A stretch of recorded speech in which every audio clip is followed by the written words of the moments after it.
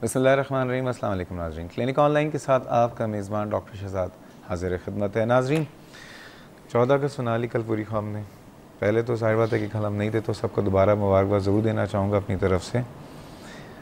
दो तासुर थे। एक तो ये तासुर था कि क्या करें, क्या आज़ादी की खुशियाँ मनाना, लाइट नहीं है, पानी नहीं है, महंगाई है, गुर्बत है। लेकिन दूसरी तरफ जो है एक अजीब सा तासुर था। उन्होंने कहा कुछ ना भी तो कोई बात नहीं, मनाएंगे, और ऐसे मनाएंगे कि 12 बजे 13 अगस्त को, और जो फायरिंग शुरू हुई है, मतलब पता नहीं इतनी खुशी। सबसे बड़ी बात नो डाउट, पहले तो मैं कहना चाहूँगा कि चाहे कोई भी परेशानी हो, कोई भी मसला हो, खुशी अपनी मुल्क की आज़ादी की ज़रूर बनानी चाहिए। और बिल जिन्होंने बनाई है बहुत अच्छा किया, लेकिन अगर जिन्होंने तमीज़ के दायरे में बनाई है, क्योंकि आप पूछें उन लोगों से, उन ममालिक से जिनसे आज़ादी छिन चुकी है। आज आप पूछिए इराक़ से, आज आप पूछिए अफ़गानिस्तान से, आज आप पूछिए कश्मीर पे जाके, आपको पता चलेगा कि जब तक आज़ाद कौम होती है तो हमें उस आज़ादी की कदर नहीं होती। और हमारी फ़ितरत इंसानी है कि जो चीज़ अपने पास है उसकी कदर नहीं होती। अलबत्ता जो चीज़ नहीं होती ना, जब छिन जाए तो पता चलता है। तो ये हम बहुत खुशनसीब हैं कि अल्लाह ताला ने हमें अभी तक आज़ाद रखा है। और इंशाअल्लाह ताला, जैसा कि मैं कहता हूँ कि रमज़ानुल मुबारक में का महीना और 27वीं शब को पाकिस्तान का जो है क़याम वजूद अमल में आया था, तो इंशाअल्लाह ताला अल्लाह ने मुल्क बनाया है और हमेशा अल्लाह ताला इसको क़ायम दायम रखेगा। मुल्क के हालात कैसे भी हों, लाइट हो, कुछ हो, कोई मसला नहीं, हमें इस मुल्क की आज़ादी की खुशी ज़रूर मनानी है। हाँ, अब कल से ही बड़ा मसला हुआ। मसला ये हुआ कि मुख्तलिफ़ इलाक़ों से फ़ोन आए कि किसी का भाई, किसी का बेटा, किसी का कोई बाइक पे खुशियाँ मना रहे थे, एक पहिए पे बाइक चला रहे थे, वन व्हीलिंग कर रहे थे, और किसी के हाथ, किसी के सर की हड्डी।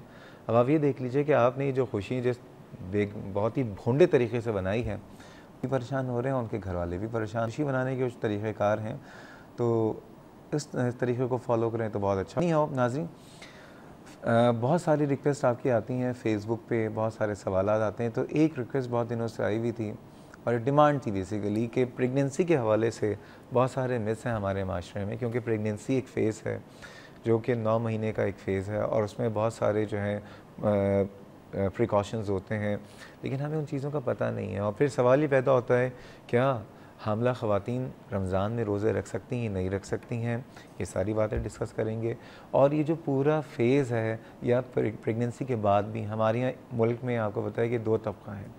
एक तो वो तबका है जो कि जिसको तो खाने पीने के लिए कुछ भी मुयस्सर नहीं है, वो सूखी रोटी खाते हैं, उनकी ख़वातीन जो है वहाँ बच्चों की लाइन है, खून की कमी है। दूसरी तरफ जो है खाने की इंतहाई अफराद है कि वहाँ पे खिला खिला के जो है मतलब पूरा एक औरत को पता नहीं भैंस बना देते हैं। तो इस हवाले से आज हम बात करेंगे। और जैसे कि आपको बताया कि रमज़ान की ट्रांसमिशन में हमारा जो टाइम है, इस वक्त हम बराह रास्त आपके घरों पे आ रहे हैं। आप भी शरीक हो सकते हैं अपने सवालात, अपने शुकुबात के साथ। नंबर है 35305778 और कराची से बाहर के व्यूअर्स में डायल करने से पहले डायल करें 021। आइए आज के मेहमानों से तारुफ़ कराता हूँ। सबसे पहले हमारे साथ मौजूद हैं, जब टॉपिक होगा प्रेगनेंसी का तो वहाँ पर गायनेकोलॉजिस्ट की मौजूदगी बहुत ज़रूरी है। आज हमारे साथ मौजूद हैं doctor Azra Shah, consultant gynaecologist and obstetrician, और बहुत ज़्यादा खिदमात हैं अपनी फ़ील्ड में, बहुत ज़्यादा एक्सपीरियंस्ड हैं। इनके साथ आज, क्योंकि अब ज़ाहिर बात है कि प्रेगनेंसी खाने पीने का कुछ पता नहीं है, कोई दूध पिला रहा है कि बच्चा गोरा हो जाए, कोई नारियल का पानी पिला रहा है बच्चा गोरा हो जाए, कोई कुछ खिला रहा है। तो आज ये भी पूछते हैं, तो इसलिए पूछने के लिए किससे बात करें, तो हमने सोचा कि इंतहाई ऑथेंटिक पर्सनालिटी को बुलाते हैं जो कि न्यूट्रिशनिस्ट हैं, क्लिनिकल न्यूट्रिशनिस्ट हैं, वजिया अजीम साहिबा। अस्सलाम वालेकुम आप दोनों। वालेकुम सलाम। कैसी हैं आप? ठीक हैं? ठीक आप है। कैसी हैं वजिया? अल्लाह का शुक्र।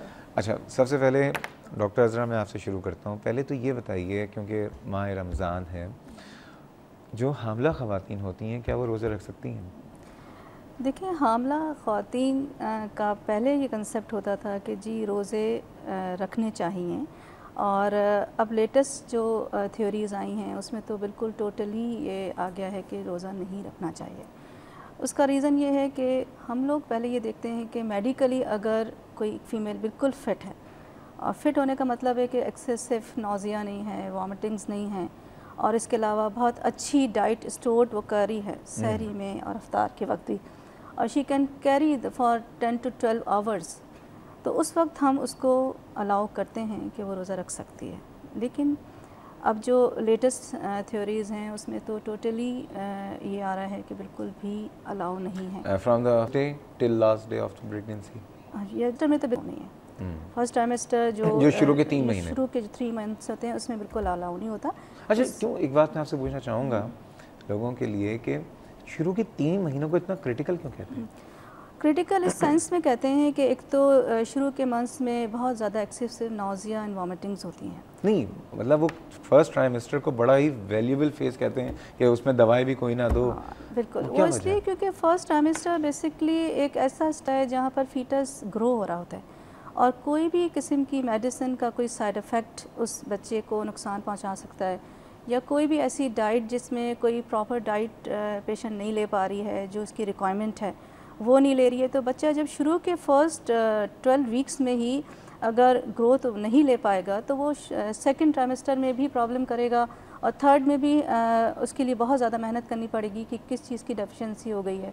तो शुरू के फर्स्ट जो 12 वीक्स होते हैं उसमें अगर प्रॉपर डाइट, प्रॉपर मेडिकेशंस और प्रॉपर रेस्ट एंड जो स्ट्रेसलेस अगर वो गुजारती है, बहुत एक्सेसिव वर्क नहीं करती है, तो वो टाइम ऐसा होता है जिसमें बेबी बहुत अच्छा ग्रो अप कर जाता है। ओके तो उसमें कोई जो चांसेस ऑफ कॉम्प्लिकेशंस हैं, जो स्पेशली ग्रोथ रिटार्डेशंस होती हैं या फीटस की कोई फॉर्मेशंस नहीं हो पा रही हैं या प्लेसेंटा लो लाइंग पे जा रहा है, बहुत सारे फैक्टर्स होते हैं, तो उस चीज़ों से शुरू में ही हम प्रोटेक्ट उसको कर लेते हैं। तो वो सेफ़र साइड हो जाती है कि आपने उसको एक तरीके से सेफ कर दिया for the further complications. Okay वजिया की तरफ आते हैं। वजिया पहले तो बहुत शुक्रिया इस प्रोग्राम में आने का, और दूसरी बात ये कि इस तरह ये बताइए क्योंकि रोज़ा एक ऐसा मामला है हमारे मुल्क में, नमाज हम पे 5 वक्त फ़र्ज़ है, हम लोग नमाज की कायदगी से पाबंदी नहीं करते, लेकिन अमूमन रोज़े को अपनी ज़िंदगी की मौत का मसला बना देते हैं। यहाँ पे मैं, क्योंकि देखें मैं ना मुफ्ती हूँ, मैं कोई आलिम दीन नहीं हूँ, लेकिन मैं आपसे ज़रूर पूछना चाहूँगा बिकॉज आपके डोमेन में आता है डॉक्टर साहब के भी, कि क्या करें, क्योंकि ख़वातीन जो है ज़ाहिर बात है कि हमारे यहाँ सबसे बड़ी बात रमज़ान जब आता है तो हर आदमी चाहता है कि ज़्यादा इबादत करे ना, हर आदमी अल्लाह से ज़्यादा करीब होना चाहता है और ये अच्छी बात है, लेकिन वो ख़वातीन जो कि अब हामला हैं, आपकी रिसर्च क्या कहती है, आपकी जो स्टडीज़ हैं वो क्या कहती हैं, रोज़े रख सकती हैं, नहीं रख सकती, तो वो क्या करें? देखिए इस पे डॉक्टर शहजाद मैं ये कहूँगी कि हमारे यहाँ ये बिल्कुल आप सही कह रहे हैं कि एक कॉन्सेप्ट यही है कि रमज़ान आ गए तो बस नेक हो जाएं फ़ौरन, लेकिन इसमें देखिए बेसिकली होता क्या है कि सबको, जो मैं लोगों में देख रही होती हूँ अब, लोगों का ये है कि पता नहीं अगले साल हमें रमज़ान मिलेंगे भी या ना मिलेंगे। तो इसीलिए ये है कि इस साल जितनी इबादतें कर लें, नमाज तो चले हम कल भी पढ़ सकते हैं, परसों भी पढ़ सकते हैं, ये एक मेजर कॉन्सेप्ट है।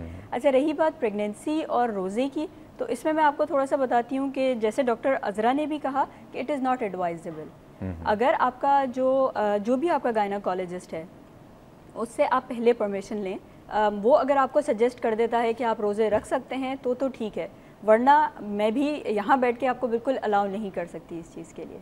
ओके ठीक है। अगर इम्पॉर्टेंट चीज़ ये भी होती है कि आप पहले आपका न्यूट्रिशनल स्टेटस कैसा था। ठीक है, बहुत सारे लोग होते हैं जो एक स्टेटस पे बात करेंगे पहले, अभी इसी स्टेटस को कंटिन्यू करेंगे। एक स्टेटस है वो है ब्रेक स्टेटस। अच्छा ठीक है, ठीक है। तो मुझसे कहा जा रहा है कि ब्रेक की तरफ जाएं, तो नाज़रीन जा रहे हैं छोटे से ब्रेक पे, कहीं मत जाइएगा, बहुत इंपॉर्टेंट बातें हो रही हैं खुसूसन ख़वातीन के हवाले से और ख़वातीन के शौहरों के हवाले से भी और उनकी सासों के हवाले से भी। हमारे साथ रहिएगा।